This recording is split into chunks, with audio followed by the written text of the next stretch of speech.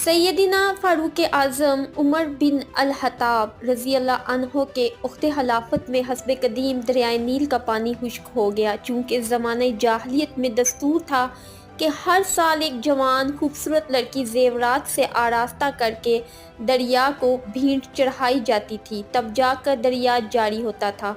मिस्र के गवर्नर ने यह वाक़या लिख कर आपकी खिदमत में भेजा। आपने गवर्नर के हुक्म की तौसीक करते हुए एक कागज़ के पर्चा पर लिख कर अरसाल फरमाया और गवर्नर को हुक्म दिया कि ये रुका दरियाए नील में पढ़ कर डाल दे। इस रुका पर तहरीर था कि ए पानी, अगर तू अपनी मर्जी से रुका है तो जारी ना हो, अगर खुदा के हुक्म से रुका है तो उमर कहता है जारी हो जा।